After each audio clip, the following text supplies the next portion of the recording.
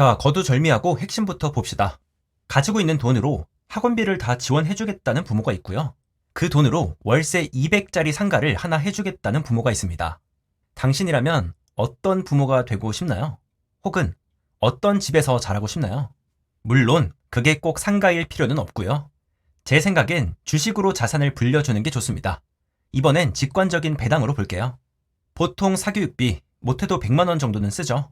이걸 70만 원씩 투자해주면 내 아이가 20살 될 때 이미 월배당 100만 원을 받게 되고요. 130만 원씩 투자해주면 월배당 200만 원을 받게 됩니다. 또 대치동이나 학군지를 기준으로 본다면 학원비로 월 300도 흔하죠. 그걸 투자로 돌리면 20살 될 때 무려 400만 원을 넘게 받습니다. 이 정도면 사실 대학교 입시가 아니라 취직이 필요 없을 정도죠. 그러니까 제 얘기는 이겁니다. 보통 큰돈 들여서 사교육시키는 이유가 대학 잘 가서 대기업 가고 전문직 하라는 거죠. 하지만 아쉽게도 그 확률은 정해져 있습니다. 다 못 가요. 그런데요, 조금만 방향을 바꾸면 똑같은 돈으로 아이에게 다른 인생을 선물해 줄 수도 있습니다. 여기서 말하는 200만 원이 명목 금액이 아니고요. 명목 금액으로는 400만 원 가까이 됩니다.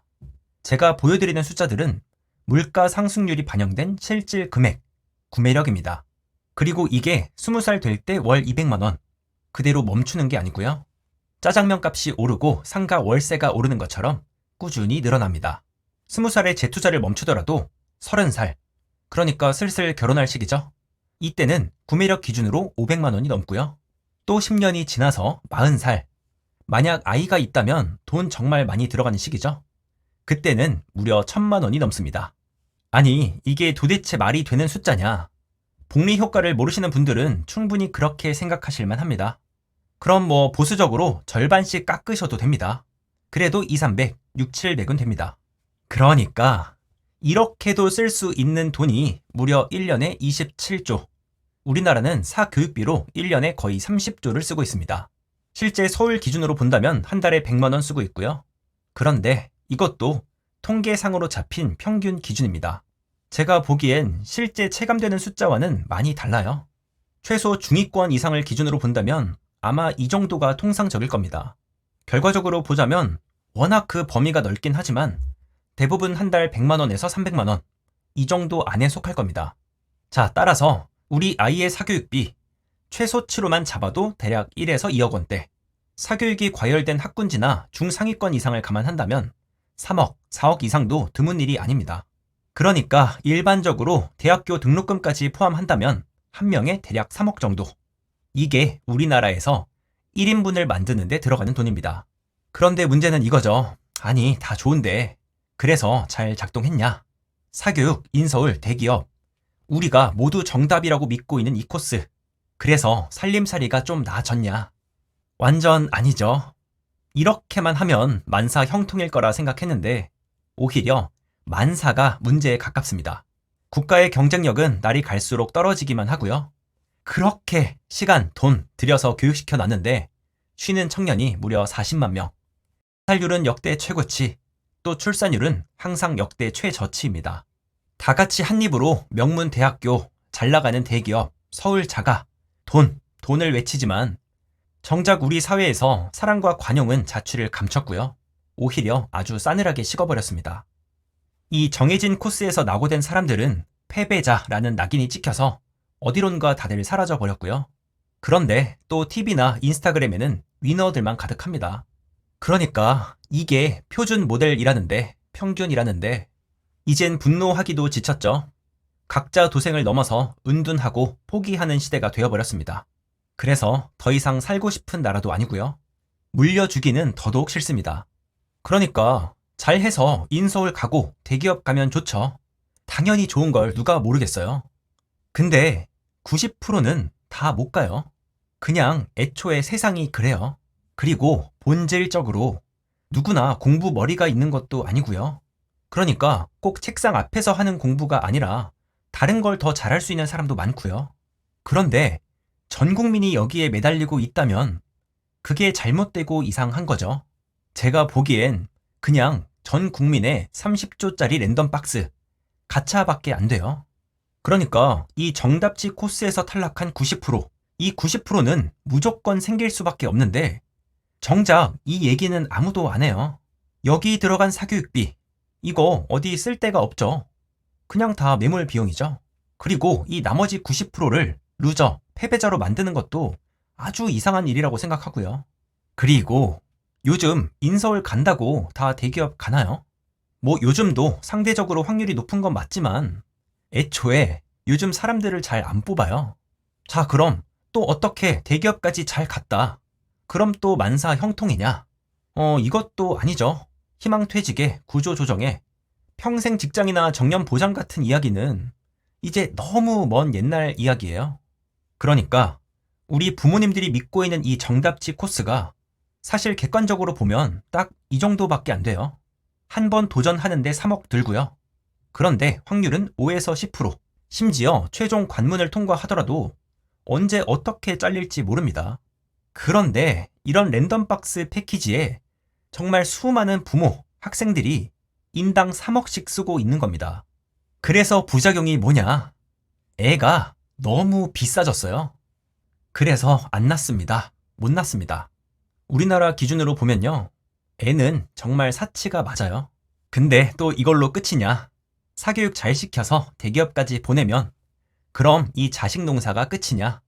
뭐 아니죠. 결혼 자금도 보태줘야 하고요. 그리고 요즘 애기들은 할아버지, 할머니 재력으로 키운다고 하잖아요. 네, 손주 생기면 또 영어 유치원 보내주셔야죠. 아니, 학원 보내느라 노후 준비 못하죠. 그래서 얼마 모으지도 못한 노후 자금까지 보태주고 나면 이 일터에서 밀려난 부모들은 누가 책임지나요? 그러니까 이게 제가 어렸을 때만 해도요. 분명히 무과금에 가깝게도 할 수 있는 게임이었는데 어느새 3억짜리, 5억짜리 게임이 됐어요. 그래서 사람들은 생각하는 겁니다. 아, 이 게임 그냥 안 하면 되겠구나. 너무나도 당연하고 합리적인 결론이죠. 나 빼고 다 현질하는데 3억씩, 5억씩 쓰는데 나만 안 하면, 나만 못하면 이상하잖아요. 그러니까 구질구질하게 하느니 그냥 깔끔하게 다른 게임 하는 게 낫죠. 네. 양육 비용이 늘어날수록 출산율이 낮아지는 경향이 있다. 청년을 대상으로 진행한 설문에서 47%는 출산 의향이 없다고 답했다. 자녀 교육에 막대한 비용이 들어간다는 이유 때문이었다.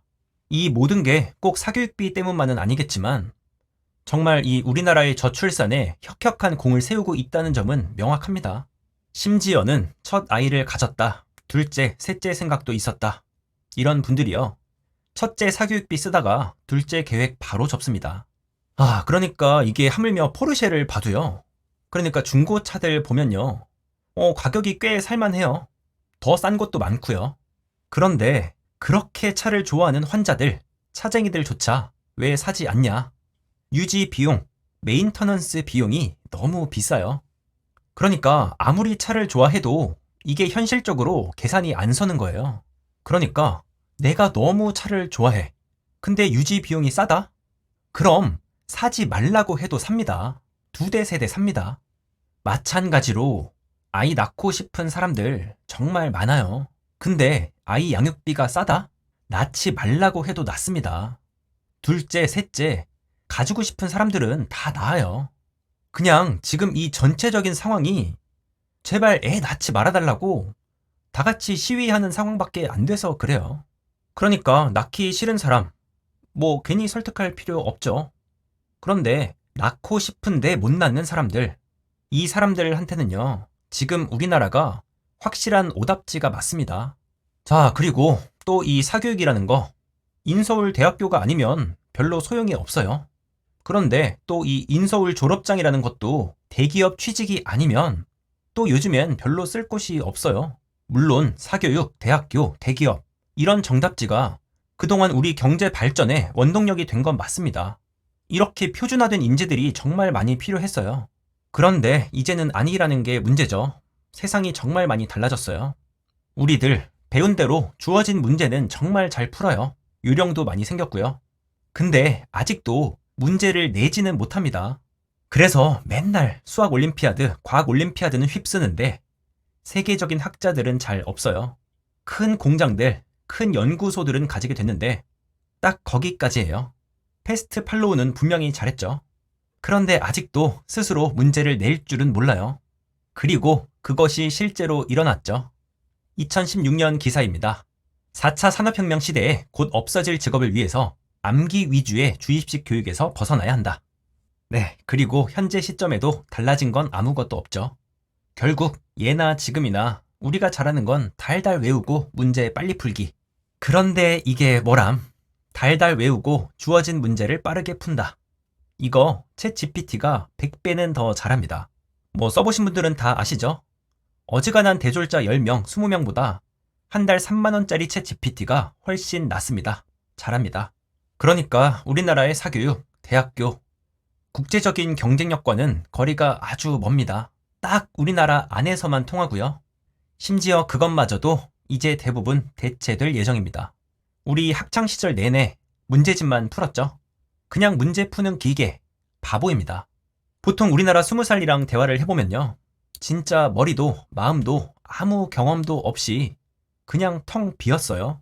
아니 심지어 논술마저도 학원에서 불러주는 대로 하니까 그렇게 대학교만 가면 된다고 하더니 이젠 또 취직만 하면 된다고 그렇게 닥달을 하니까 그러니까 우리 머릿속에 이거밖에 없죠. 그러니까 분명 어딘가 다른 곳에서는 이렇게 넓은 분포처럼 각양각색의 사람들이 다양한 취향을 가지고 각자의 인생을 살아가는데 우리는 뭐 그런 게 없죠. 애초에 주어진 거, 시키는 거 외에는 경험을 해본 적이 없으니까.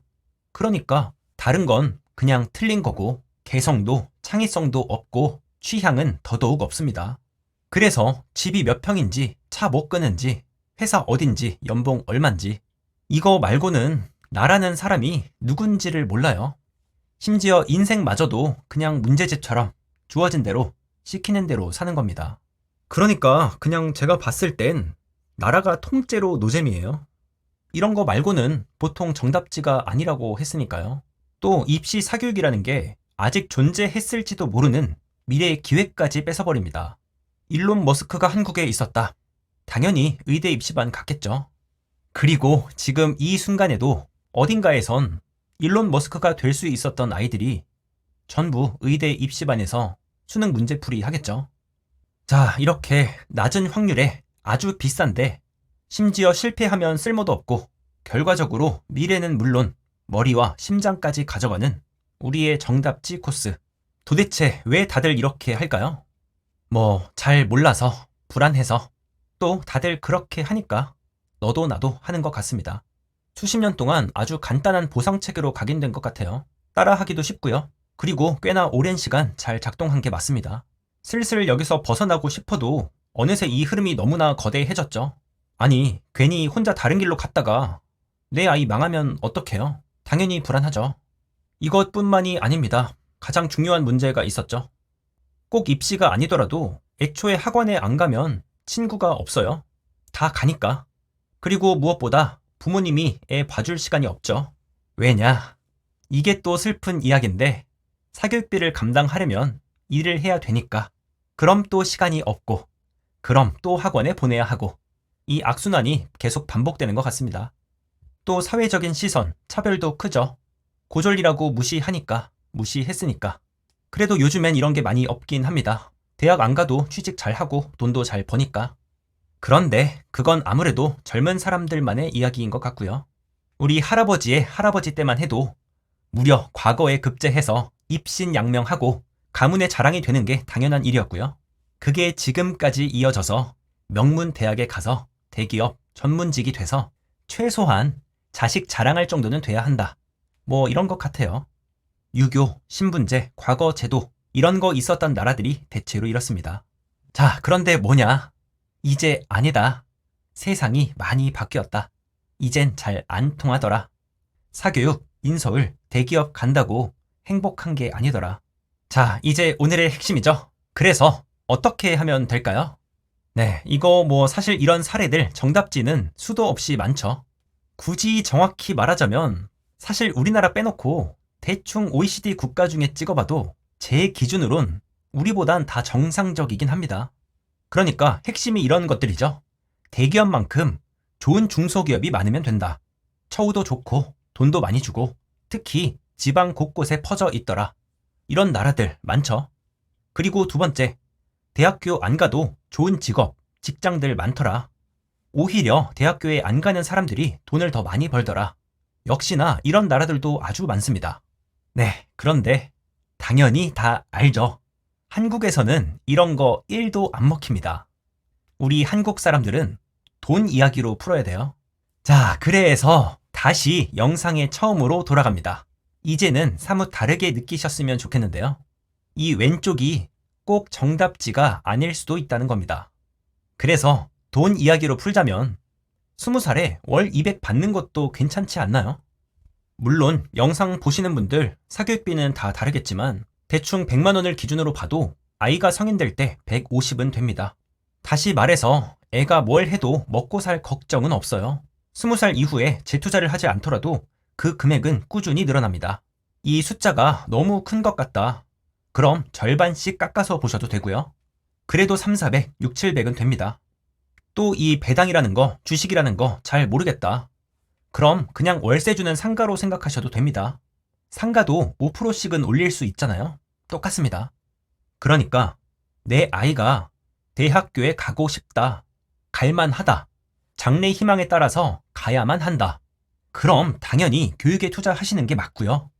그런데 그게 아니라면 그거 괜히 사교육비로 매몰시키지 마시고 날리지 마시고 괜히 애 고통스럽게 입시 공부시키지 마시고 그게 S&P든 나스닥이든 뭐 어떤 자산이 됐든 혹은 배당이든 아이가 직접 사업할 만한 상가가 됐든 차선책, 대안책이 충분히 있다는 겁니다. 뭐 실제 자세한 방법론들은 이전 영상들을 참고해 주시고요. 그래서 내 아이가 원하는 어떤 일을 해도 심지어 실패해도 다시 도전할 수 있다.